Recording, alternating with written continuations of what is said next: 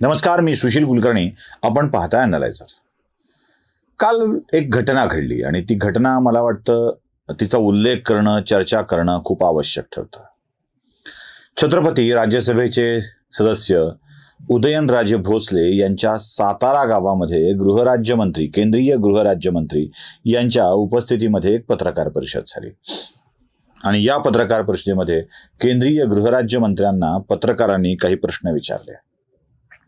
या विचारलेला प्रश्नही व्हायरल झाला. त्यानंतर गृहराज्यमंत्र्यांचं उत्तरही व्हायरल झालं आणि त्यावर भलतीच चर्चा माध्यमांच्या मध्ये रंगली. मी तुम्हाला माध्यमातल्या बातम्यांचे काही कटिंग्स अगोदर दाखवतोय, मग ती चर्चा काय झाली, ती कशी असू शकते यावर आपण चर्चा करूया.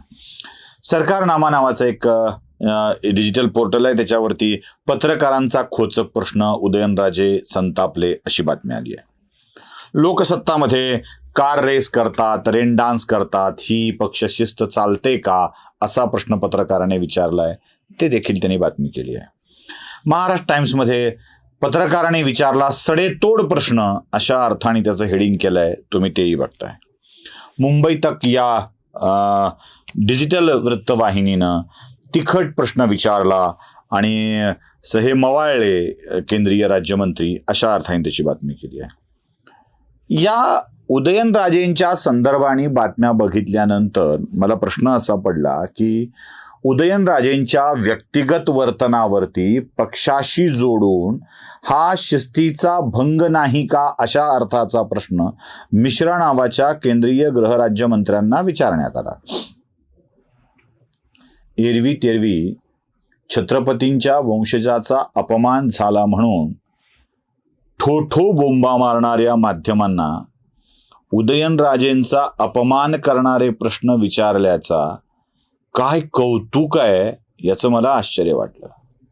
सगळ्यात मोठा प्रश्न असा निर्माण होतो, छत्रपतींचे कोल्हापूरचे वंशज असो की साताराचे वंशज असो, हे जेव्हा भारतीय जनता पार्टीशी संबंधित असतात तेव्हा ते छत्रपतींचे वंशज नसतात, तर ते एक सामान्य राजकारणी असतात.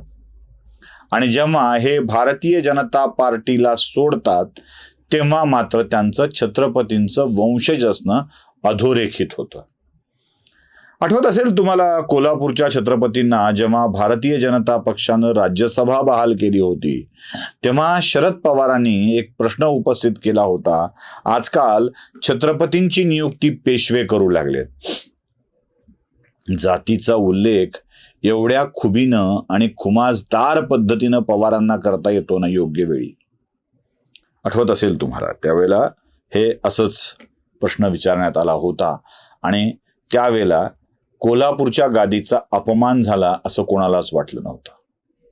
आठवत असेल तुम्हाला, जेव्हा उदयनराजे भारतीय जनता पक्षात नव्हते तेव्हा संजय राऊतांनी असाच एक प्रश्न विचारला होता आणि ते म्हणाले होते छत्रपती असल्याचे पुरावे त्यांनी द्यावेत. तेव्हा उदयनराजेंचा छत्रपतींच्या वंशजांचा अपमान झालेला नव्हता. पण जेव्हा एक छत्रपती भाजप सोडतात, भाजपची साथ सोडतात आणि दुसरे छत्रपती भाजपच्या सोबत येतात, तेव्हा मात्र त्यांचा अपमान झाल्याची जाणीव बोथट होऊ लागते.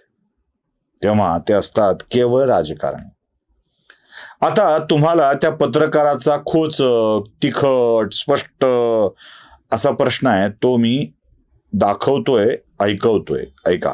आपके बाजू में बैठे हुए जो राज्यसभा के सांसद है, वो खुलेआम कॉलर उड़ाते हैं, डांस करते हैं लड़कियों के साथ, वो जो चल रहा है, ये अनुशासन है? आपको ऐसा लगता है? देखिए, यहाँ पर बैठे पूरा अनुशासन है. हाँ। व्यक्तिगत रूप से कोई क्या करता है, व्यक्तिगत टिप्पणियों पर एक चेहरा है बीजेपी का, और अगर ये ऐसा हो रहा है तो आपको ये लग रहा है कि ये अच्छा हो रहा है? व्यक्तिगत आरोप हो सकता है. देखिए, व्यक्तिगत बात नहीं, ये खुलेआम हो रहा है. ये सब सिर्फ वीडियो. किस पार्टी के कार्यक्रम में उन्होंने डांस किया?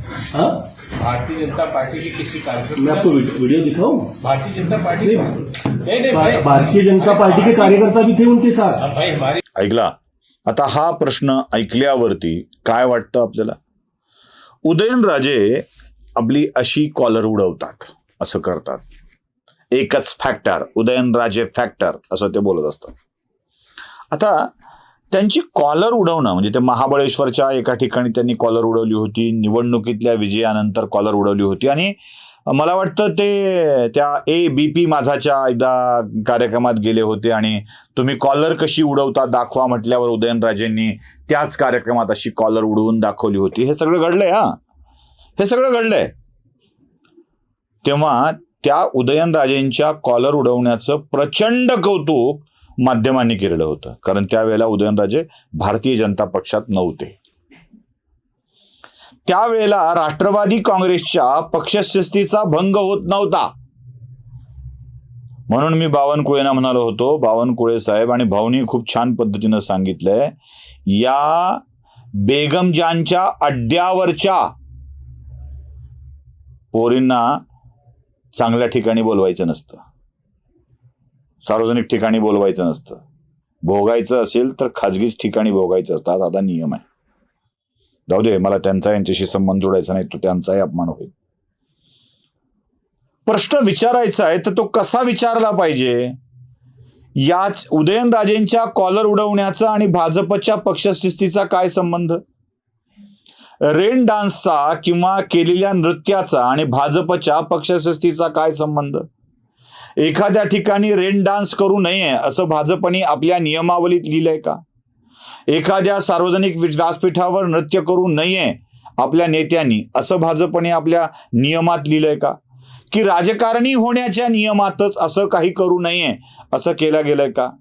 आणि हाच नियम लागू करायचा असेल तर एक व्हिडिओ मी तुम्हाला दाखवतो, बघून घ्या, फक्त बघून घ्या.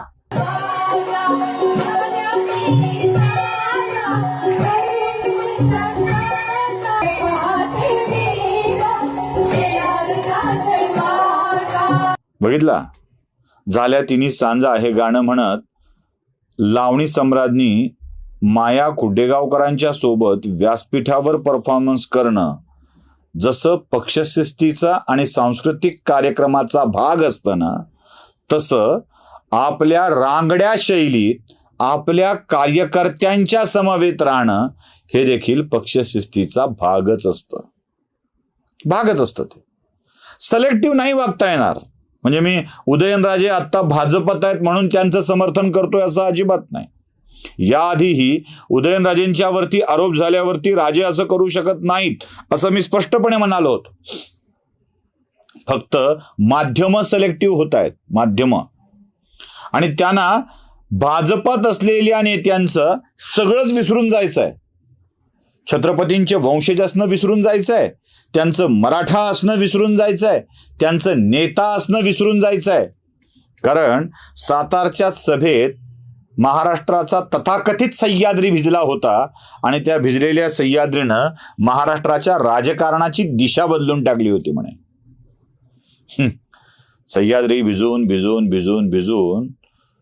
50-55 जागाच्या वर जाता आलं नाही. 3 आकडी संख्या सह्याद्रीला गाठता आली नव्हती आणि त्या सह्याद्रीचे बटीक बनलेल्या माध्यमांच्या प्रमुखांना या असल्या बातम्या दाखवून, म्हणजे विचारणाऱ्यांनी विचारला आणि या सगळ्यांनी त्याचा हल्लकल्लोळ करून टाकला आणि उदयनराजेंची बदनामी करण्याचा प्रयत्न केला. राजेंची ही अशी बदनामी करणारी माध्यमं धाब्यावर नेली काय आणि वाड्यावर नेली काय, हॉटेलात नेली काय, पंचतारांकित हॉटेलात नेली काय, सुधारणारी नाही आहेत.